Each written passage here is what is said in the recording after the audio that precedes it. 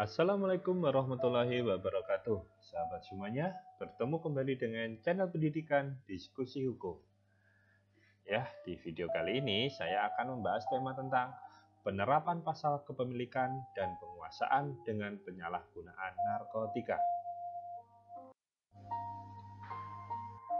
Aparat penegak hukum seringkali menggunakan pasal secara tidak konsisten terhadap penyalahguna narkotika, pengedar atau bandar narkotika. Pasal dalam narkotika yang sering digunakan adalah pasal 111 atau pasal 112 dengan pasal 127. Ya, memang di sini untuk menjerat namanya penyalahguna pengedar narkotika sangatlah mudah untuk jadi sehingga mereka dijatuhi pidana penjara. Namun demikian dalam penjatuhan hukum harusnya disesuaikan dengan kesalahannya. Dalam pasal 111 ayat 1 dan pasal 112 ayat 1 Undang-Undang Narkotika ini hampir sama ya. Yang bedakan adalah jenis narkotikanya. Yang pasal 111 adalah bukan tanaman, sedangkan yang 112 adalah dalam bentuk tanaman. Ya, rumusan 112 ayat 1 ini saya kutip ya. Di sini bahwa setiap orang yang tanpa hak atau melawan hukum menanam, memelihara, memiliki, menyimpan, menguasai atau menyediakan narkotika golongan 1 dalam bentuk tanaman, ya kalau 111 bukan tanaman ya, dipidana penjara paling singkat 4 tahun dan paling lama 12 tahun dan pidana denda paling sedikit 800 juta dan paling banyak adalah 8 miliar ya. Jadi ini begitu ancaman hukumnya juga sama ya. Memelihara, memiliki, menyimpan, menguasai, ini nanti yang kalimat inilah yang akan menjadi topik dalam pembicaraan kita kali ini ya. Sedangkan dalam pasal 127 ayat 1 Undang-Undang Narkotika menyebutkan setiap orang penyalahguna ini ya, narkotika golongan 1 ini paling lama dipidana penjara adalah 4 tahun. Narkotika golongan 2 ya, sendiri dipidana penjara paling lama 2 tahun. Nah, sedangkan untuk narkotika golongan 3 di sini dipidana penjara paling lama 1 tahun. Ya, di sini. Jelaskan, lihat dari ancaman hukumannya aja udah beda ya. Sana ini di sini paling tinggi 4 tahun, sedangkan tadi yang 112 atau 111 itu paling singkat 4 tahun. Nah, pasal 127 ayat 3 Undang Narkotika ini menyebutkan jika penyalahguna narkotika terbukti hanya menjadi korban ya. Jadi kalau penyalahguna narkotika adalah korban, maka wajib menjalani rehabilitasi medis dan rehabilitasi sosial. Nah, ini harus direhab. Gitulah kira-kira rekomendasi atau dari pasal 127 ayat 3 ini. Nah, sekarang keberadaan unsur pasal 111 dan 112 yaitu memiliki, menyimpan, menguasai ini yang menjadi permasalahan ya, seperti saya sampaikan di depan tadi. Memiliki, menyimpan, menguasai ya, ini yang menjadi permasalahan. Nah, awalnya pasal ini digunakan untuk menjerat pengedar atau bandar ya. Nah, tapi justru digunakan untuk menjerat penyalahguna. Nah, ini ya. Jadi untuk pengedar atau bandar ya, kalau dia tidak bisa menangkap terkait dengan peredaran atau transaksinya ya, paling tidak mereka dengan kepemilikan menyimpan atau penguasaan terhadap barang itu sendiri. Ya, secara otomatis ya penyalahguna pasti akan memiliki, menyimpan dan menguasai narkotika ya. Secara gini lah, kalau orang mau menggunakan narkotika, tentu dia akan memiliki atau mungkin menyimpan atau menguasai narkotika sebelum dipakai. Nah, ini secara otomatis ya. Namun, ya kan, harusnya dalam menggunakan unsur delik ini, ya, maksud saya pasal 111, 112 ini harus mempertimbangkan unsur mens rea-nya, yaitu tujuan atau maksud jahat dari kepemilikan narkotika tersebut. Ketika dia memiliki atau menyimpan atau menguasai, ini tujuannya untuk apa? Apakah mau diedarkan atau hanya untuk dilakukan konsumsi atau penyalahgunaan? Nah, ini harus penerapannya harus mempertimbangkan unsur mens rea-nya. Nah, sekarang kita lihat bagaimana penerapan di pengadilan ya. Nah, mengacu pada surat edaran Mahkamah Agung SEMA nomor 3 tahun 2015 yang dikuatkan dengan SEMA nomor 1 tahun 2017 tentang pemberlakuan rumusan kamar ya, ini penerapan di pengadilan. Selain itu juga akan memperhatikan surat edaran Mahkamah atau SEMA nomor 4 tahun 2010 tentang penempatan penyalahguna korban penyalahgunaan dan pecandu narkotika ke dalam lembaga rehabilitasi medis dan rehabilitasi sosial.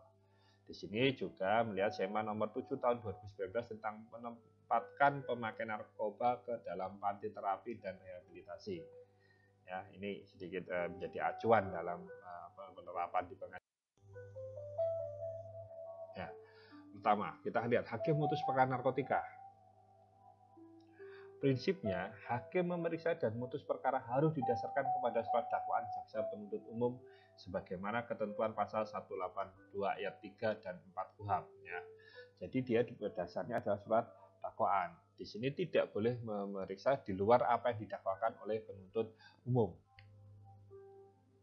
Nah, yang dipertanyakan bagaimana jika didakwa dengan pasal 111 atau 112 tetapi terbukti pasal 127 Undang-Undang 35 tahun 2009 tentang narkotika, tetapi pasal itu tidak didakwakan.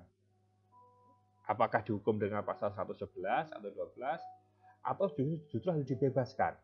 Karena memang tidak yang terbukti 127.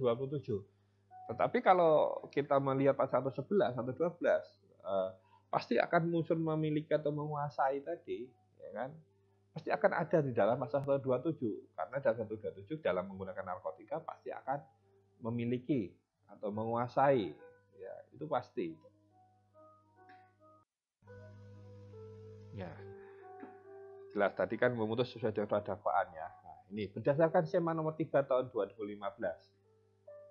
Apabila jaksa mendakwa dengan pasal 111 atau pasal 112 Undang-Undang 35 2009 tentang narkotika, namun berdasarkan fakta hukum yang terungkap di persidangan terbukti pasal 127 yang mana pasal tidak didakwakan, terdakwa terbukti sebagai pemakai dan jumlah relatif kecil ya, atau jumlahnya ya sebagai SEMA nomor 4 tahun 2010, maka hakim memutus sesuai dengan dakwaan tetapi dapat menyimpang ketentuan pidana minimum khusus dengan membuat pertimbangan yang cukup. Ya, jadi dari sini ya dari SEMA nomor 3 tahun 2019 rumusan kamar ini jadi tetap hakim memutus berdasarkan pasal 111 atau 112. Tetapi hukumannya disesuaikan, tidak minimal khusus 4 tahun seperti yang dari pasal tadi, tetapi disesuaikan dengan kesalahannya.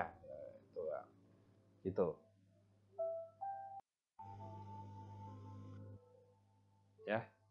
Di sini berat SEMA nomor 1 tahun 2017 ini juga menguatkan SEMA nomor 3 tahun 2015 yang mana hakim tetap memeriksa berdasarkan dakwaan yang dibuat oleh penuntut umum.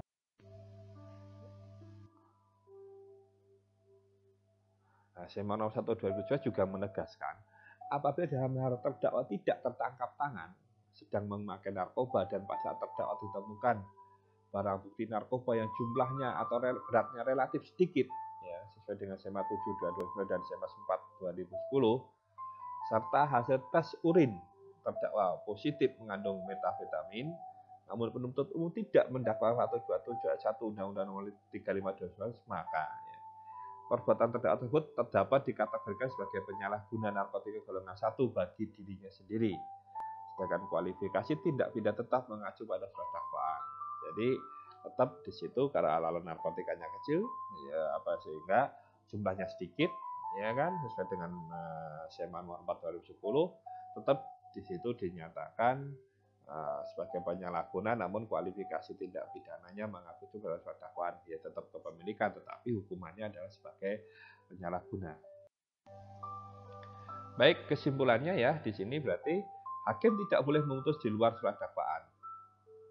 Yang kedua, jika penuntut umum tidak mendakwakan pasal 127 ayat 1 Undang-Undang Nomor 35 2009, sedangkan perbuatan tersebut dapat dikategorikan sebagai penyalahgunaan narkotika golongan 1 bagi diri sendiri, sedangkan dalam penjatuhan pidana kualifikasi tersebut adalah sesuai sebagaimana dalam mengacu dalam surat dakwaan yang diajukan oleh penuntut umum.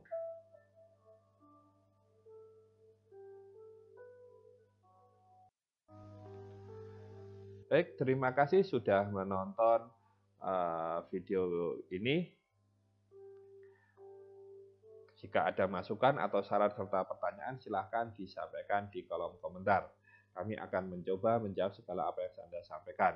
Sampai bertemu kembali di video kami yang akan datang.